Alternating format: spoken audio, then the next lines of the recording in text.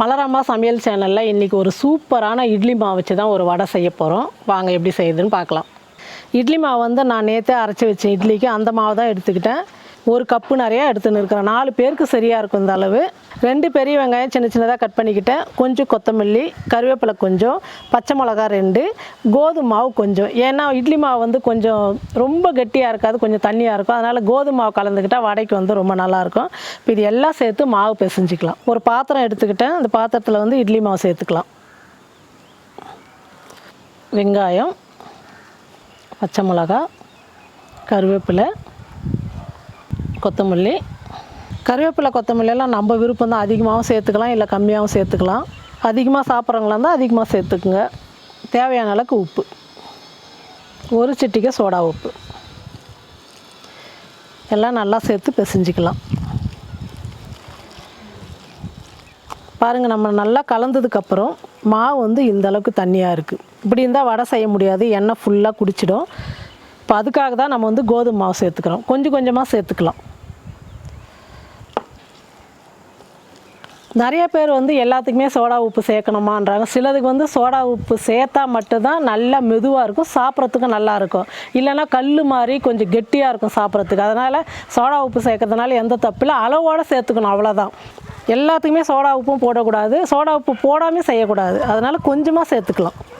இப்போ எல்லாம் சேர்த்து நல்லா பிசைஞ்சிட்டு மாவு பாருங்கள் நல்லா வடை தட்டுற அளவுக்கு கெட்டி ஆகிடுச்சு. இதுக்கு மேலே சேர்க்கக்கூடாது. பாருங்கள், எல்லாம் சேர்த்து நல்லா பிசைஞ்சிட்டேன். இந்த அளவுக்கு கெட்டியாக இருந்தால் போதும். ரொம்ப கெட்டியாக வரக்கூடாது, தண்ணியாக வரக்கூடாது. நம்ம வடை தட்டுற அளவுக்கு இருந்தால் போதும். பாருங்கள், எண்ணெய் நல்லா காஞ்சிடுச்சு. இப்போ வடை தட்டி போட்டுக்கலாம். இந்த மாதிரி சின்ன சின்ன உருண்டையாக எடுத்து தட்டிக்கலாம்.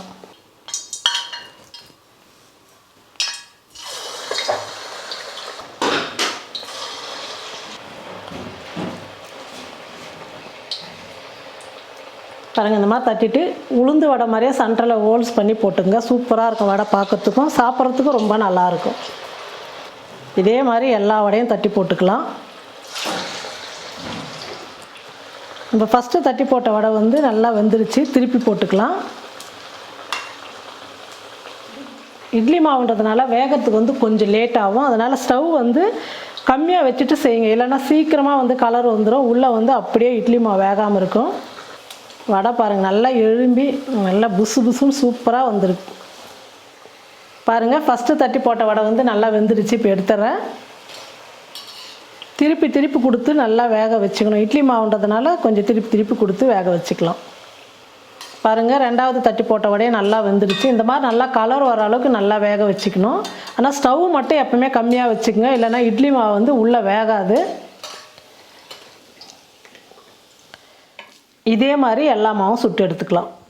பாருங்கள், சூப்பராக இட்லி மாவு வச்சு அருமையாக உளுத்தம் பருப்போடு ரொம்ப சூப்பராக வடை செஞ்சிட்டோம். இப்போ எப்படி வந்திருக்குன்னு சாப்பிட்டு பார்க்கலாம். சூப்பராக அவ்வளோ மெதுவாக இருக்குது.